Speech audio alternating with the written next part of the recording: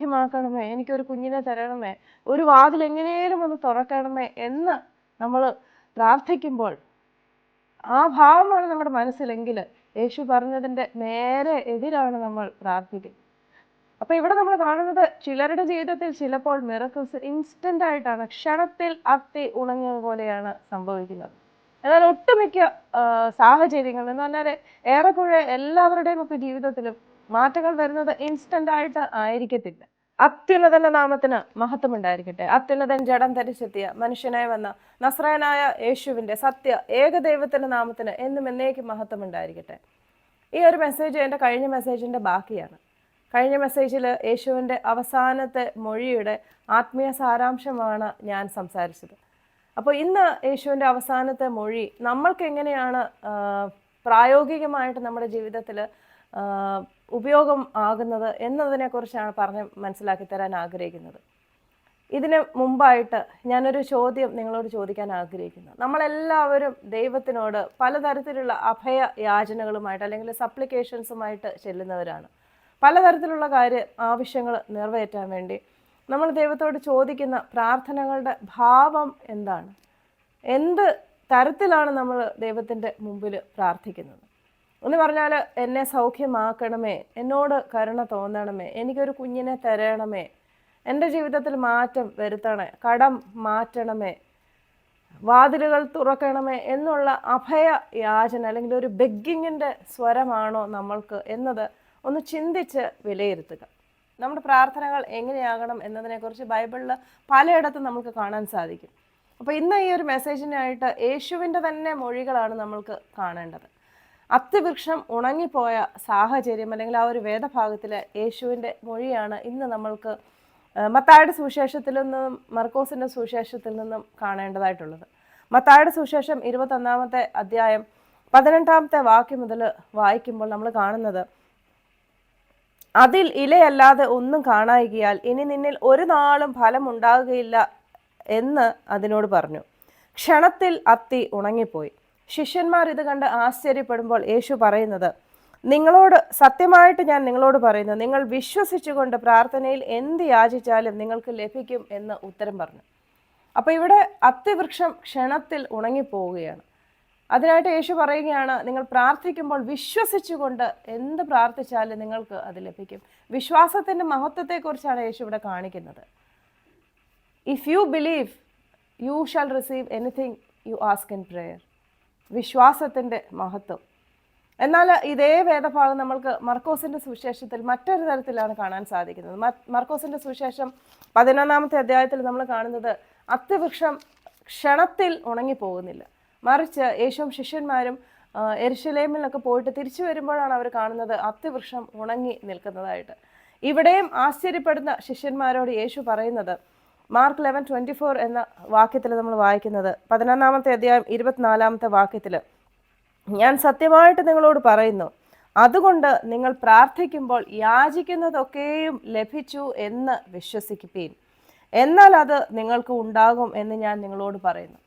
അപ്പോൾ ഇവിടെ കാണുന്നത് ഒരു പടി കൂടെ കടന്നാണ് യേശു പറയുന്നത്. വെറും വിശ്വസിക്കുക എന്നല്ല പറയുന്നത്. നിങ്ങൾ പ്രാർത്ഥിക്കുമ്പോൾ അത് നിങ്ങൾക്ക് ലഭിച്ചു എന്ന് നിങ്ങൾ വിശ്വസിപ്പീൻ, അത് നിങ്ങൾക്ക് ലഭിച്ചു എന്ന് നിങ്ങൾ വിശ്വസിപ്പീൻ, എന്നാൽ അത് നിങ്ങൾക്ക് ലഭിക്കും. ഇതൊരു കണ്ടീഷനാണ്.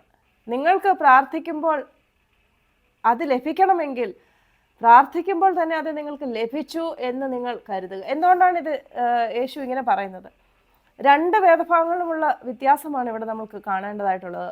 ആദ്യത്തെ മത്തായിയുടെ സുവിശേഷത്തിൽ കാണുന്നത് അത്തിവൃക്ഷം ക്ഷണത്തിൽ ഉണങ്ങിപ്പോയിരുന്നു. പക്ഷെ മർക്കോസിൻ്റെ സുവിശേഷത്തിൽ കാണുന്നത് ക്ഷണത്തിൽ ഉണങ്ങിപ്പോകുന്നില്ല. എന്ന് പറഞ്ഞാൽ ഒരു കാലതാമസം എടുത്താണ് ആ ഒരു അത്തിവൃക്ഷം ഉണങ്ങിപ്പോകുന്നത്. ആ സമയമൊക്കെയും അത്തിവൃക്ഷം ഉണങ്ങാതെ നിൽക്കുകയാണ്. എന്ന് പറഞ്ഞാൽ അവസ്ഥകൾക്ക് മാറ്റം വരുന്നില്ല. അവസ്ഥകൾക്ക് മാറ്റം വന്നില്ലെങ്കിലും അപ്പോഴും നിങ്ങൾ എന്താണ് പ്രാർത്ഥിക്കേണ്ടത്? അപ്പോഴും നിങ്ങളുടെ പ്രാർത്ഥനകളിൽ നിങ്ങൾക്കത് ലഭിച്ചു കഴിഞ്ഞിരിക്കുന്നു. അവസ്ഥകൾക്ക് മാറ്റം വന്നിരിക്കുന്നു, സാഹചര്യങ്ങൾ മാറിക്കഴിഞ്ഞിരിക്കുന്നു, എനിക്ക് ലഭിച്ചിരിക്കുന്നു, ഉത്തരം ലഭിച്ചിരിക്കുന്നു എന്ന് നിങ്ങൾ വിശ്വസിപ്പീൻ, എന്നാൽ അത് നിങ്ങൾക്ക് ലഭിക്കും. അപ്പോൾ ഇവിടെ നമ്മൾ കാണുന്നത് ചിലരുടെ ജീവിതത്തിൽ ചിലപ്പോൾ മിറക്കിൾസ് ഇൻസ്റ്റൻ്റ് ആയിട്ടാണ്, ക്ഷണത്തിൽ അത്തി ഉണങ്ങിയത് പോലെയാണ് സംഭവിക്കുന്നത്. എന്നാൽ ഒട്ടുമിക്ക സാഹചര്യങ്ങളിൽ എന്ന് പറഞ്ഞാൽ ഏറെക്കുറെ എല്ലാവരുടെയും ഒക്കെ ജീവിതത്തിലും മാറ്റങ്ങൾ വരുന്നത് ഇൻസ്റ്റൻ്റ് ആയിട്ട് ആയിരിക്കത്തില്ല. പക്ഷെ അപ്പോഴും മാറ്റങ്ങൾ കാണുന്നത് വരെയും നിങ്ങൾ പ്രാർത്ഥിക്കേണ്ടത് നിങ്ങൾക്കത് ലഭിച്ചു കഴിഞ്ഞിരിക്കുന്നു, നിങ്ങൾക്കത് കിട്ടിക്കഴിഞ്ഞിരിക്കുന്നു എന്നതാണ്. ഇതൊരു ബിബ്ലിക്കൽ പ്രിൻസിപ്പിളാണ്. നിങ്ങളുടെ പ്രാർത്ഥനകൾ വിശ്വാസ കണ്ണാൽ നിങ്ങൾക്ക് ലഭിച്ചു കഴിഞ്ഞിരിക്കുന്നു, ഉത്തരം കിട്ടിക്കഴിഞ്ഞിരിക്കുന്നു എന്ന് നിങ്ങൾ വിശ്വസിക്കുമ്പോൾ മാത്രമേ അത് നിങ്ങൾക്ക് ലഭിക്കത്തുള്ളൂ. എന്നാൽ അത് നിങ്ങൾക്ക് ലഭിക്കും എന്നതാണ്, കണ്ടീഷനാണ് എന്നുള്ളത് പ്രത്യേകിച്ച് എടുത്ത് പറയുന്നു. ഇനി ഞാൻ ചോദിച്ച ആ ഒരു ചോദ്യം ഒന്നുകൂടി ചോദിക്കുകയാണ്. നമ്മളുടെ പ്രാർത്ഥനകൾ എങ്ങനെയാണ്? സാധാരണയായിട്ട് നമ്മൾ യാചിക്കുന്നത് അല്ലെങ്കിൽ ബെഗ് ചെയ്യുകയാണ്, എനിക്ക് തരണമേ തരണമേ, എന്നോട് കരുണ കാണിക്കണമേ എന്നുള്ളത്.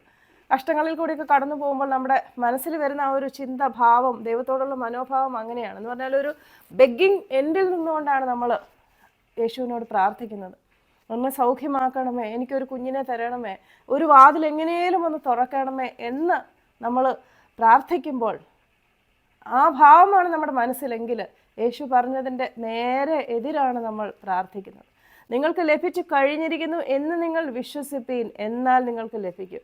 നിങ്ങൾക്ക് ലഭിച്ചു കഴിഞ്ഞിരിക്കുന്നു എന്ന് നിങ്ങൾ വിശ്വസിക്കുകയാണെങ്കിൽ, അങ്ങനെ വിശ്വാസമുള്ള ഒരാളുടെ പ്രാർത്ഥന എന്ന് പറയുന്നത് സൗഖ്യം ആയില്ലെങ്കിലും സൗഖ്യം തന്നതിനായിട്ട് നന്ദി പറഞ്ഞുകൊണ്ട് പ്രാർത്ഥിക്കും. വാതിൽ തുറന്നില്ല എങ്കിലും, അടഞ്ഞ വാതിലാണ് നമ്മുടെ മുമ്പിൽ ഉള്ളത് എങ്കിലും നമ്മുടെ പ്രാർത്ഥനയുടെ ഭാവമൊക്കെ മാറും, ശൈലിയൊക്കെ മാറിയിട്ട് നന്ദി നിറഞ്ഞ ഹൃദയത്തോടുകൂടി നമ്മൾ പ്രാർത്ഥിക്കും. അപ്പോൾ ഇത് പറയുമ്പോൾ വളരെയധികം ഈസി ആയിട്ട് തോന്നും, പക്ഷെ അത് ചെയ്ത് കാണിക്കാൻ വളരെയധികം പാടാണ്. കാരണം വലിയ ദുഃഖങ്ങളിൽ കൂടി കടന്നു പോകുമ്പോൾ നമ്മൾക്ക് ലഭിച്ചു കഴിഞ്ഞിരിക്കുന്നു എന്നത് വളരെയധികം പ്രയാസം തന്നെയാണ്. അങ്ങനെ ഒരു വിശ്വാസം നമ്മുടെ മനസ്സിൽ വരണമെങ്കിൽ. എന്നാൽ അതിനെ ഈസി ആക്കി തരാൻ വേണ്ടി എന്തുകൊണ്ടാണ് യേശു ഇങ്ങനെ പറഞ്ഞത് എന്നുള്ളത് നിങ്ങൾ എല്ലാവരും മനസ്സിലാക്കുക. ഒന്നുകൂടെ യേശുവിൻ്റെ മൊഴിയെക്കുറിച്ച് പറയുകയാണ്, നിങ്ങൾ പ്രാർത്ഥിക്കുമ്പോൾ നിങ്ങൾക്കത് ലഭിച്ചു കഴിഞ്ഞിരിക്കുന്നു എന്ന് നിങ്ങൾ വിശ്വസിപ്പീൻ, എന്നാൽ അത് നിങ്ങൾക്ക് ലഭിക്കും. എന്തുകൊണ്ടാണ് യേശു ഇങ്ങനെ പറഞ്ഞത്? നിങ്ങൾക്ക് ലഭിച്ചു കഴിഞ്ഞിരിക്കുന്നു, നിങ്ങൾക്ക് കിട്ടിക്കഴിഞ്ഞിരിക്കുന്നു. ഇതിൻ്റെ ഉത്തരം യേശുവിൻ്റെ അവസാനത്തെ മൊഴി തന്നെയാണ്. യേശുവിൻ്റെ അവസാനത്തെ മൊഴി എന്ന് പറഞ്ഞാൽ ഈ ഒരു മാർക്ക് 11:24 സൊല്യൂഷൻ തന്നെയാണ്. ഒരു പസിൽ പോലെ തോന്നും ഇത് വായിക്കുമ്പോൾ. എങ്ങനെയാണ് മലകൾ മാറാത്തപ്പോൾ മലകൾ മാറിയെന്ന് വിശ്വസിക്കുന്നത്? പക്ഷെ അത് വിശ്വസിച്ചേ മതിയാകത്തുള്ളൂ. കാരണം യേശുവിൻ്റെ അവസാനത്തെ മൊഴി എല്ലാം നിവൃത്തിയായിരിക്കുന്നു, പൂർത്തിയായിരിക്കുന്നു. It is finished. അതിൻ്റെ ഗ്രീക്ക് വേഴ്സാണ് ടെറ്റലസ്റ്റായി. നമ്മൾക്കാർക്കും ഗ്രീക്ക് അറിയത്തില്ല എങ്കിലും അതിൻ്റെ ഹീബ്രു ആരമിക് വേർഷനായ നിഷ്ലാം എന്ന പദത്തിൻ്റെ അർത്ഥത്തെക്കുറിച്ച് എൻ്റെ കഴിഞ്ഞ മെസ്സേജിൽ ഞാൻ വളരെ വ്യക്തമായിട്ട് പറഞ്ഞ് മനസ്സിലാക്കി തന്നതാണ്. നിഷ്ലാം എന്ന പദത്തിൻ്റെ മൊഴിയുടെ അർത്ഥം നിങ്ങളുടെ കടങ്ങൾ മോചിക്കപ്പെട്ടിരിക്കുന്നു, കടങ്ങൾ വീട്ടപ്പെട്ടിരിക്കുന്നു, കുറവുകൾ പരിഹരിച്ചിരിക്കുന്നു, സമ്പൂർണമാക്കിയിരിക്കുന്നു, ഒരു കുറവുമില്ലാതെ നിങ്ങളെ പൂർണ്ണമാക്കിയിരിക്കുന്നു എന്നതാണ് നിഷ്ലാം എന്ന യേശുവിൻ്റെ അവസാനത്തെ മൊഴിയുടെ അർത്ഥം. പൂർണ്ണമായിട്ട് കുറവുകൾ നീക്കി നിങ്ങൾക്ക് നഷ്ടപ്പെട്ടതെല്ലാം, ആദമിൻ്റെ പാപം കൊണ്ട് ഈ ലോകത്തിൽ വന്ന കഷ്ടവും സങ്കടവും ദോഷവും ദുഃഖവും ദുരിതവും രോഗവും പാപവും പീഡയും എല്ലാം മാറ്റാനുള്ള വകയൊരുക്കി ഇതെല്ലാം നിങ്ങൾക്ക് നിവർത്തിയാക്കി എന്നതാണ് യേശുവിൻ്റെ അവസാനത്തെ മൊഴി. എന്ന് പറഞ്ഞാൽ നിങ്ങൾക്ക് ലഭിച്ചിരിക്കുന്നു, നിങ്ങൾക്ക് ഓൾറെഡി ലഭിച്ചിരിക്കുന്നു. കാരണം ഇന്ന് യേശു മരിച്ചിട്ട് ഏകദേശം 2026 വർഷങ്ങൾ കഴിഞ്ഞിരിക്കുന്നു. അപ്പോൾ ഇന്ന് ഇവിടെ നിന്ന് തിരിഞ്ഞ് നോക്കുമ്പോൾ ശരിക്കും പറഞ്ഞാൽ മാർക്ക് 11:24 മർക്കോസിൻ്റെ സുവിശേഷം 11-ാമത്തെ അധ്യായം 24-ാമത്തെ വാക്യം യേശുവിൻ്റെ അവസാനത്തെ മൊഴിയുമായിട്ട് എത്ര കണ്ട് കണക്റ്റഡ് ആയിട്ടിരിക്കുന്നു എന്നത് നമ്മൾക്ക് മനസ്സിലാവും. നിങ്ങൾക്ക് ലഭിച്ചിരിക്കുന്നു, ഞാൻ നിങ്ങൾക്ക് നേടിയെടുത്ത് തന്നിരിക്കുന്നു. നമ്മുടെ ജീവിതത്തിൽ, ഒരാളുടെ ജീവിതത്തിൽ ഒരാൾക്ക് വേണ്ടതെല്ലാം സൗഖ്യവും ബന്ധനങ്ങളിൽ നിന്നുള്ള മോചനവും. നമ്മൾ സമ്പന്നനാകാൻ വേണ്ടി അവൻ ദരിദ്രനായി എന്നതാണ് ബൈബിൾ എഴുതിയിരിക്കുന്നത്. ഒരു മനുഷ്യൻ്റെ ജീവിതത്തിൽ വേണ്ട എല്ലാ കാര്യങ്ങളും നേടിയെടുത്ത് നിവൃത്തിയാക്കി പൂർത്തിയാക്കി കുറവുകളെല്ലാം പരിഹരിച്ച ശേഷമാണ് യേശു ക്രൂശ് മരണം പ്രാപിച്ച് സ്വർഗാരോഹിതനായത്. അപ്പോൾ എത്ര വലിയ കാര്യമാണ് ഇവിടെ നിന്ന് നമ്മൾക്ക് കാണാൻ സാധിക്കുന്നത്. യേശുവിൻ്റെ അവസാനത്തെ മൊഴി, ആ ഒരു മൊഴിയുടെ അടിസ്ഥാനത്തിൽ തന്നെയാണ് യേശു പറഞ്ഞത്, നിങ്ങളങ്ങ് പ്രാർത്ഥിക്കുക, നിങ്ങൾ വിശ്വസിക്കുക, നിങ്ങൾക്ക് ലഭിച്ചു കഴിഞ്ഞിരിക്കുന്നു, കാരണം ഞാൻ ക്രൂശിലേറാൻ പോവുകയാണ്. അത്തിവൃക്ഷം ഉണങ്ങുന്ന ഒരു വേദഭാഗത്തിന് ശേഷം വളരെ താമസിയാതെ തന്നെ യേശു ക്രൂശിതനാകുകയായിരുന്നു. അപ്പോൾ താൻ ചെയ്യാൻ പോകുന്ന കാര്യത്തെക്കുറിച്ച് വളരെ വ്യക്തമായിട്ട് അറിയാമെന്ന് യേശുവാണ് പറഞ്ഞത്. നിങ്ങൾ പ്രാർത്ഥിക്കുമ്പോൾ വിശ്വസിക്കുക, അത് നിങ്ങൾക്ക് ലഭിച്ചിരിക്കുന്നു, നിങ്ങൾക്ക് വേണ്ടതെല്ലാം ഞാൻ നേടിത്തരാൻ പോവുകയാണ്. അപ്പോൾ നമ്മൾക്ക് ഇന്ന് തിരിഞ്ഞ് ചിന്തിക്കുമ്പോൾ ഇത് ശരിക്കും നിവൃത്തിയായിരിക്കുന്നു, എല്ലാം നിവൃത്തിയായിരിക്കുന്നു. യേശു വീണ്ടെടുത്ത് തന്നിരിക്കുന്നു. ഇനിയും നമ്മുടെ പ്രാർത്ഥനകളിൽ തരണമേ, സൗഖ്യമാക്കണമേ, സൗഖ്യമാക്കണമേ, കരുണ കാണിക്കണമേ എന്നുള്ള സ്വരമായിരിക്കരുത്. നിങ്ങൾക്ക് ലഭിച്ചിരിക്കുന്നു എന്നത് നിങ്ങൾ വിശ്വസിക്കുമ്പോൾ, നിങ്ങളുടെ പ്രാർത്ഥനകളിൽ നിങ്ങൾ നന്ദിയോടുകൂടി പറയുമ്പോൾ, അതിൻ്റെ അർത്ഥം വെറും വിശ്വാസത്തിൻ്റെ മേന്മയൊന്നുമല്ല. യേശുവിൻ്റെ പൂർത്തിയായ പ്രവൃത്തിയെ, ഹിസ് ഫിനിഷ്ഡ് വർക്കിനെ, യേശുവിൻ്റെ ക്രൂശ് മരണത്തെയാണ് നമ്മൾ ഓരോരുത്തരും മഹത്വീകരിക്കുന്നത്. അതിനെക്കാട്ടിൽ വലിയൊരു മഹത്വം ഇല്ല. സൗഖ്യം നിങ്ങളുടെ ശരീരത്തിൽ ഇപ്പോഴും ഇല്ലായിരിക്കും. നിങ്ങളൊരു പക്ഷേ നിശബ്ദനായിട്ട് കരയുന്ന വ്യക്തിയായിരിക്കണം. നിങ്ങളുടെ അവസ്ഥകൾക്ക് മാറ്റം വന്നിട്ടില്ലായിരിക്കും. പ്രാർത്ഥനകൾ നടക്കട്ടെ, പക്ഷെ പ്രാർത്ഥനയുടെ ഭാവം നിങ്ങൾ ഇന്നു മുതൽ മാറ്റുക. ഒരു പക്ഷേ യേശു പറഞ്ഞ ആ ഒരു കണ്ടീഷൻ മീറ്റ് ചെയ്യാത്തത് കൊണ്ട് മാത്രമായിരിക്കും നിങ്ങളുടെ അവസ്ഥകളിൽ മാറ്റം വരാത്തത്. എന്നാൽ നിങ്ങൾക്ക് ലഭിക്കും എന്നതാണ് യേശു പറഞ്ഞത്. നിങ്ങൾ ഇന്നു മുതൽ വിശ്വസിക്കുക. നിങ്ങൾ അഭയയാചനകൾ നടത്തുമ്പോൾ ഏറ്റവും കൂടുതലും നന്ദിയോടുകൂടി ദൈവത്തിന് മഹത്വം കൊടുത്തുകൊണ്ട്, നീ എനിക്ക് പരിഹരിച്ചു തന്നതിനായിട്ട് സ്തോത്രം എന്ന് പറയാൻ നിങ്ങൾ ശ്രമിക്കുക. പ്രാർത്ഥനകൾ ആ ഒരു മനോഭാവമൊക്കെ മാറ്റുമ്പോൾ മിറക്കിൾസിനാണ് നിങ്ങൾ വഴിതെളിക്കുന്നത്. യേശുവിൻ്റെ ക്രൂശ് മരണത്തെ ഏറ്റവും മഹത്വീകരിക്കുന്നതിനെക്കാട്ടിൽ വലിയൊരു പ്രാർത്ഥന മറ്റൊന്നുമില്ല. കടങ്ങൾ പരിഹരിച്ചു തന്നതിനായിട്ട് സ്തോത്രം ചെയ്യുക. രോഗം മാറ്റിയതിനായിട്ട് സ്തോത്രം ചെയ്യുക. ബന്ധനങ്ങൾ മോചിച്ച് തന്നതിനായിട്ട് സ്തോത്രം ചെയ്യുക.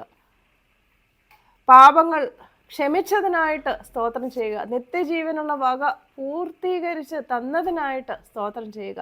യേശുവിൻ്റെ പൂർത്തിയായ പ്രവൃത്തിയെ മഹത്വീകരിച്ചുകൊണ്ട് നിങ്ങളുടെ പ്രാർത്ഥനകളിൽ മാറ്റം വരുത്തുമ്പോൾ നിങ്ങളുടെ ജീവിതത്തിലെ വലിയ മലകളും മതിലുകളും ഒക്കെ ഇടിഞ്ഞ് വീഴുക തന്നെ ചെയ്യും. അത്തിവൃക്ഷം ക്ഷണത്തിൽ ഒരുപക്ഷെ നിങ്ങളുടെ ജീവിതത്തിൽ ഉണങ്ങിപ്പോയില്ലായിരിക്കാം. ഇപ്പോഴും നിങ്ങളുടെ ജീവിതത്തിൽ അത്തിവൃക്ഷം തളിർത്ത് നിൽക്കുന്നുണ്ടായിരിക്കാം. പക്ഷേ യേശു പറയുകയാണ്, നിങ്ങളൊന്ന് വിശ്വസിക്കാമോ? അത് ലഭിച്ചു കഴിഞ്ഞിരിക്കുന്നു, മാറിപ്പോയിരിക്കുന്നു, കഴിഞ്ഞു പോയിരിക്കുന്നു എന്ന് നിങ്ങൾ വിശ്വസിക്കുക. അപ്പോൾ നിങ്ങളുടെ ജീവിതത്തിൽ അത് കാണാൻ സാധിക്കും. മർക്കോസിന്റെ സുവിശേഷത്തിൽ കണ്ടതുപോലെ തന്നെ അത്തിവൃക്ഷം കാലതാമസം എടുത്ത് തന്നെ ഉണങ്ങിപ്പോകുന്നത് തന്നെയാണ്. കാരണം ചിലപ്പോൾ നമ്മുടെ ജീവിതത്തിൽ മാറ്റങ്ങൾ വരാതിരിക്കുന്നത് നമ്മൾ ബിബ്ലിക്കൽ പ്രിൻസിപ്പിൾസിന് എതിരായിട്ട് പ്രാർത്ഥിക്കുമ്പോഴാണ്. അല്ലെങ്കിൽ നമ്മുടെ പ്രവൃത്തികളിലും ചിന്തകളിലും വാക്കുകളിലും ഒക്കെ ഇതിനൊക്കെ എതിരായിട്ട് നമുക്ക് പലപ്പോഴും ചില കാര്യങ്ങൾ അറിയത്തില്ലായിരിക്കും. അറിവില്ലായ്മ കൊണ്ട് ചെയ്യുന്ന പല കാര്യങ്ങളും കൊണ്ടാണ് നമ്മുടെ ജീവിതത്തിൽ പലപ്പോഴും തടസ്സങ്ങൾ വന്നു നിൽക്കുന്നത്. അപ്പോൾ ഈ തടസ്സങ്ങളൊക്കെ മാറ്റാൻ വേണ്ടി ഇന്നു മുതൽ ദൈവത്തിന് നന്ദി പറഞ്ഞുകൊണ്ട് അവൻ്റെ ക്രൂശ് മരണത്തെ ഏറ്റവും മഹത്വീകരിച്ചുകൊണ്ട് തന്നെ യേശുവിൻ്റെ അവസാനത്തെ മൊഴിയുടെ ശരിയായ അർത്ഥം നിങ്ങൾ മനസ്സിലാക്കി നിങ്ങളുടെ പ്രാർത്ഥനയുടെ ശൈലി മാറ്റി, ഭാവം മാറ്റി നിങ്ങളുടെ ജീവിതത്തിൽ വലിയ മാറ്റങ്ങൾ വരുന്നത് കാണുക. ഇന്നു മുതൽ പ്രാർത്ഥന സ്തോത്രയാഗമായിട്ട് തന്നെ നിങ്ങൾ കാണുക. അഭയയാചനകളുമായിട്ട് എന്ന് പറഞ്ഞാൽ ബെഗ്ഗിങ് എന്നുള്ള ആ ഒരു ആറ്റിറ്റ്യൂഡിൽ നിന്നും യേശുവിൻ്റെ ക്രൂശ് മരണത്തെ ഏറ്റവും ഉത്സാഹപൂർവ്വം തന്നെ മഹത്വം കൊടുത്ത് ദൈവത്തിന് സ്തോത്രം പറഞ്ഞ് സന്തോഷത്തോടുകൂടി പ്രാർത്ഥിക്കുക. യാചനകൾ സ്തോത്ര സ്വരമായിട്ട് നിങ്ങൾ ഉയർത്തുക. ഈ ഒരു മെസ്സേജിൽ കൂടി യേശുവിൻ്റെ അവസാനത്തെ മൊഴിയായ എല്ലാം നിവൃത്തിയായിരിക്കുന്നു, പൂർത്തിയായിരിക്കുന്നു, അല്ലെങ്കിൽ ഇറ്റ് ഈസ് ഫിനിഷ്ഡ്, ടെറ്റലസ്റ്റായ് എന്ന ഗ്രീക്ക് പദത്തിൻ്റെ ഹീബ്രു ആരമിക് ട്രാൻസ്ലേഷൻ നിഷ്ലാം എന്ന പദം നിങ്ങൾക്ക് യേശുവിൻ്റെ ക്രൂശ് മരണം നിങ്ങൾക്ക് ഏറ്റവും ഉപയോഗപ്രദമാകുന്നത് എങ്ങനെയാണ്, നമ്മുടെ പ്രായോഗിക ജീവിതത്തിൽ എങ്ങനെയാണത് നമ്മൾ പ്രാർത്ഥനകളിൽ ഉപകരിക്കുന്നത് എന്ന് പറഞ്ഞ് മനസ്സിലാക്കാനായി എന്ന് ഞാൻ കരുതുകയാണ്. So come fall in love with Jesus and fall in love with the word of God.